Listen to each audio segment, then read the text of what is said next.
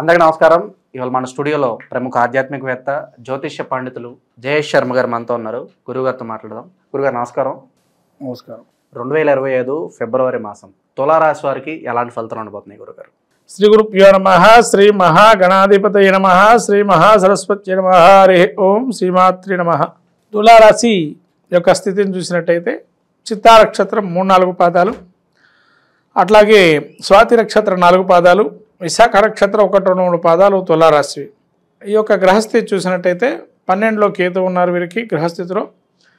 అట్లాగే రవి వీరికి చతుర్థం నుంచి పంచమ స్థానంలో సంచారం జరుగుతుంది, చతుర్థ స్థానం నుంచి. అట్లానే శని వీళ్ళకి పంచమ స్థానంలో ఉన్నాడు. బుధుడు కూడా పంచమ స్థానం సంచారం 12వ తారీఖు ఫిబ్రవరి నుంచి. షష్టంలో శుక్రుడు రాహు సంచారం జరుగుతుంది. అట్లాగే వీళ్ళకి అష్టమ స్థానంలో గురువు, 9వ స్థానంలో వక్రీకరించిన కుజుడు గ్రహ సంచారం ఈ విధంగా ఉంది. తులారాశి వారికి చూసినట్టయితే ముఖ్యంగా వృత్తి స్థానాల్లో, ముఖ్యంగా వృత్తికి రీత్యా కొంత అనుకూలమైన కాలంగా గోచరిస్తుంది. వృత్తిరీత్యా కొంత హైక్ వచ్చే అవకాశం.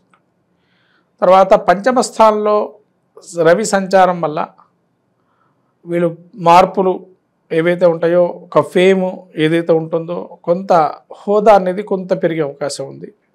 తర్వాత బుధుడు పంచమ స్థానంలో ఉండడం వల్ల కొంత వేళ తప్పిన భోజనాలు కానీ, అజీర్ణం కానీ, కొద్దిగా శారీరక లక్షణాలు కొంత తేడా అనేది కనబడే అవకాశం ఉంది. అట్లనే శని వీరికి పంచమ స్థానంలో ఉండటం వల్ల కొంత సంతానపరమైన ఇబ్బందులు కానీ, సంతాన రీత్యా ఉండేటువంటి స్థితి కొన్ని ఇబ్బందులు కలగజేసే అవకాశం ఉంటుంది. మొండిగా వ్యవహరించడం, చెప్పిన మాట వినకపోవటం అలాంటిది గోచారం జరుగుతుంది.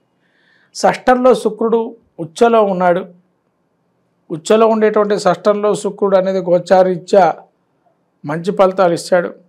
ఎందుకంటే ఉచ్చలో ఉండే శుక్రుడు యోగదాయకంగా ఉంటాడు. తన రాష్ట్రాధిపతి శుక్రుడు 6లో ఉండడం అనేది కూడా చాలా మంచిది. కానీ రుణాలు ఏవైతే చేయదలుచుకున్నారో, లేకపోతే రుణం కోసం ప్రయత్నం చేసేటువంటి వారు ఎవరైతే ఉన్నారో రుణం అనేది తీసుకునే అవకాశం ఉంటుంది.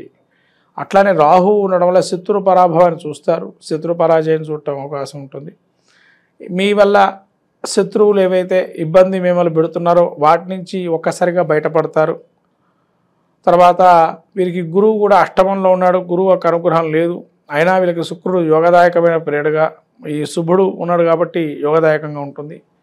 తర్వాత కుజుడు వీరికి వక్రీకరించి అష్టమ స్థానంలో ఉన్న ఆరోగ్యరీత్యా కానీ, వాహనాలు నడిపేటప్పుడు కానీ, లేదా ఇంట్లో గృహోపకరణాలకు సంబంధించి కానీ వాటికి సంబంధించి కొన్ని ఇబ్బందులు కలిగే అవకాశం ఉంటుంది. కాబట్టి జాగ్రత్తగా చూసుకోవటం మంచిది. అట్లాగే అష్టమ స్థానంలో కుజుడు ఉండడం వల్ల కొంత అల్సర్స్ కానీ, లేదా కడుపులో కొంత మంటగా ఉండడము, లేకపోతే వాటికి సంబంధించిన స్టమక్ ఎక్ కానీ, కడుపు నొప్పి ఉన్నట్టుండి జరగటము, లేదైనా తినని పదార్థాన్ని తినటం వల్ల కొన్ని ఇబ్బందులు అనేది కలుగజేస్తారు. కేతు 12లో ఉండటం వల్ల వీళ్ళకి ఆకస్మికమైనటువంటి కొంత ప్రయాణాలు, తర్వాత కొంత వ్యతిరేకమైనటువంటి కొన్ని విషయాలు ఏవైతే ఉంటాయో వినటం కానీ, అయితే వాటి ద్వారా వీళ్ళు పర్యవసానం ఏదైతే ఉంటుందో అది శుభదాయకంగా మారటం కానీ అనేవి జరిగే అవకాశం ఉంది. అట్లనే 12లో కేతు ఉండటం వల్ల ఇంకా జ్ఞానాన్ని కానీ, లేదా పుణ్యక్షేత్ర దర్శనం కానీ, తీర్థయాత్ర దర్శనం కానీ, ఇంకా దానికి సంబంధించినటువంటి మంత్రశక్తి కానీ పెరిగే అవకాశం ఎక్కువగా ఉంటుంది. శుభకార్యాలు జరగడానికి ఏదన్నా అవకాశం కనిపిస్తుందా గురుగారు? శుభకార్యాలు అయితే జరగడం కొంత కష్టమే. గురుడు అష్టమంలో ఉన్నాడు కాబట్టి శుభదాయకం అయితే ప్రస్తుతం జరగడం కష్టం ఈ యొక్క ఫిబ్రవరి మాసంలో. వైవాహిక జీవితం ఎలా ఉండబోతుంది గురుగారు? వైవాహిక జీవితం చాలా బాగుంటుంది. శుక్రుడు షష్టంలో ఉన్న యోగదాయకంగా ఉన్నాడు కాబట్టి వైవాహిక జీవితం, దాంపత్య అనురాగము, పరస్పరంగా అవగాహన ఉండటం ప్రతి విషయంలోనూ కూడా అటువంటి విషయాలు చాలా బాగుంటుంది. ఒక పరిష్కార మార్గంగా కూడా కొన్ని అంశాలు ఉంటాయి దీనిలో. వ్యాపారస్తులకు ఎలా ఉండబోతుంది? ఇన్ కేసు ఎవరైనా పార్ట్నర్షిప్ బిజినెస్లు పెట్టాలనుకుంటే కనుక సరైనదే అంటారా ఈ మాసం? పార్ట్నర్షిప్ బిజినెస్కి వస్తే కనుక కొంత ఒత్తిడితో ఉంటుంది కాబట్టి వాటి జోలికి వెళ్ళకపోవడమే మంచిది. పెట్టుబడులు కూడా పెద్దగా రాడింపు అనేది ఉండదు, వాటి జోలికి వెళ్ళకపోవడం కూడా మంచిదే. విద్యార్థుల పరిస్థితి ఎలా ఉండబోతుంది గురుగారు? విదేశాలకు ఎవరైనా వెళ్ళాలనుకుంటారు కదా, విదేశీ విద్యార్థులకి ప్రయత్నపూర్వకంగా సాధించవచ్చు, ముందరకు వెళ్ళొచ్చు. విదేశీ యానంగానికి అంటే చదువుకోవడానికి మాత్రం యోగదాయకంగా ఉంది, చదువుకోవచ్చు, చదువుకైతే వెళ్ళొచ్చు, విదేశాల ప్రయత్నం చేయొచ్చు. ఉద్యోగస్తుల పరిస్థితి ఎలా ఉండబోతుంది గురుగారు? ఏదన్నా కొత్తగా మళ్ళీ వేరే కంపెనీలోకి మారాలనుకుంటారు, అలాగే నిరుద్యోగులు ఎంతో కాలం నుంచి ఉద్యోగం కోసం ఎదురు చూస్తూ ఉంటారు, అటువంటి వారి పరిస్థితి ఎలా ఉండబోతుంది?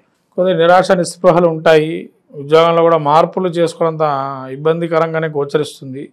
కానీ ఉన్న ఉద్యోగం చేసుకోవటం మంచిది. అది కష్టమో నష్టమో వాడు చెప్పేది ఫలితాలు ఏమున్నా కానీ పోటీ పరీక్షల్లో పాల్గొనే విద్యార్థులకి మాత్రం లేదా కొన్ని డిపార్ట్మెంటల్ సంబంధించిన ఉద్యోగాలు ఉంటాయి. వాళ్ళు డిపార్ట్మెంటల్ కోర్సులు ఏవైతే ఎగ్జామ్స్ ఉంటాయో వాటిలో పాల్గొంటే మంచి ఫలితాలు వస్తాయి. ఇంకా మంచి ఫలితాలు పొందడానికి ఈ రాశి వారికి ఏదన్నా మంచి రెమెడీస్ ఉంటే సజెస్ట్ చేయండి గురుగారు. వీరికి ముఖ్యంగా కుజుడు ఆ గురువు అష్టమంలో ఉండడం, గురు చరిత్ర పాడడం కానీ, దత్త చరిత్ర పాడడం కానీ, లేదా గురు దర్శనం కానీ, క్షేత్ర దర్శనం కానీ, లేదా గురు స్వామీజీలు కానీ ప్రముఖ ఆధ్యాత్మిక క్షేత్ర దర్శనం చేయటం, అట్లానే ప్రతి గురువారం రోజు మీకు తోచిన విధానంగా దానం ధర్మం చేయటం అనేది మంచిది. మనకు రాబోయేటువంటిది ఈ మాఘమాసం, ఫిబ్రవరి నెల. ఈ మాఘమాసంలో అందరికీ తెలిసినటువంటి ఉత్తరాయణ పుణ్యకాలం వచ్చిన తర్వాత మొదటి శుభమాసంగా అందరూ మాఘాది పంచమాసాలు పెళ్లికి కానీ శుభ కార్యక్రమాలకు కానీ చాలా ఉపయోగకరంగా అనేకమైనటువంటి పుణ్యమైనటువంటి రోజులు ఉన్నాయి.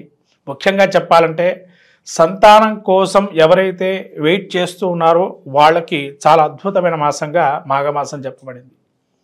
ఎందుకంటే శివమహాపురాణంలో చెప్పబడిన విషయాలు మీకు కొన్ని ఇప్పుడు చెప్తున్నాను ఈ మాఘమాసంలో విశేషం గురించి. ముఖ్యంగా భీష్మ పంచక వ్రతం. ఈ భీష్మ పంచక వ్రతం ఏదైతే ఉంటుందో ఎవరైతే సంతానం లేనటువంటి వారు భీష్మ పంచక వ్రతాన్ని ఆచరిస్తే కనుక సంతానం కలుగుతుందని శివమహాపురాణంలో తెలుపబడింది.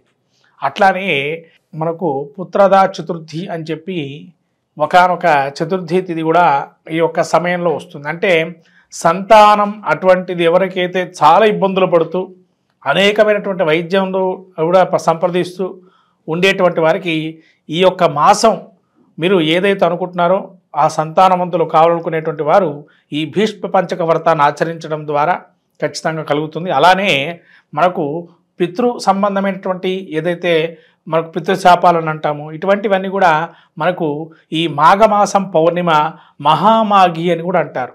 కాబట్టి ఈ మహామాఘి ఏదైతే ఉందో ఈ మాఘమాసంలో వచ్చేటువంటి పౌర్ణమి రోజున ఎవరైతే ఉపవాసం చేసి లలితా సహస్రనామం పారాయణం చేసుకొని నవనీతాన్ని కానీ పాయసాన్ని కానీ చంద్రుడికి సమర్పించి అమ్మవారికి ఉపవాసం ఉన్నట్లయితే ఖచ్చితంగా ఆ విధంగా మనకు ఉత్తర పీఠిక లలితా సహస్రనామాలు ఉత్తర పీఠికలో ఉంది. ఆ ఉత్తర పీఠిక మీరు చదువుకున్నట్లయితే ఖచ్చితంగా ఎన్ని సంవత్సరాలు కానీ ఎన్ని నెలలు చేస్తే ఈ ఫలితం వస్తుందో కూడా చెప్పబడింది. అలా శ్రీచక్రార్చన ఇవన్నీ కూడా ప్రాముఖ్యంగా మాఘమాసం చాలా విశేషమైనటువంటిది. అట్లాగే మీకు ఈ భీష్మ ఏకాదశి అని అట్లానే మనకు మహామాఘి అని మహాశివరాత్రి ఇలా పర్వదినాలన్నీ కూడా ఈ మాఘమాసంలో వస్తాయి. కాబట్టి ఈ 12 రాసుల వాళ్ళందరూ కూడా ఈ మాఘమాసంలో కూడా అనేక పుణ్య కార్యక్రమాలు నెరవేర్చుకొని అందులో మాఘ స్నానం అంటారు. ముఖ్యంగా మనకు మాఘ పురాణం కూడా ఉంది. అంటే పద్మపురాణం అంతర్గతంగా ఈ యొక్క మాఘ పురాణం కూడా ఉంటుంది. అంటే పద్మపురాణంలో ఎవరైతే విష్ణుమూర్తిని ఎక్కువగా వైశాఖ మాసంలో కానీ అట్లానే మనకు కార్తీక మాసంలో కానీ ఇట్లా మాఘమాసంలో కానీ ఈ పురాణాలు మన అందులోంచి తీసుకోబడింది. ఈ స్కాంద పురాణంలో కొంత అట్లానే పురాణం మరి పద్మపురాణంలో కొంత ఆ భాగాలు తీసుకొని ఈ పురాణాలు ఏర్పడని. కాబట్టి ఈ మాఘ పురాణం కూడా మనకు స్నానాల గురించి తెలుపబడింది విశేషంగా. కాబట్టి ఎవరికైతే అవకాశం ఉంటుందో సముద్ర స్నానం అనేది చాలా విశేషము.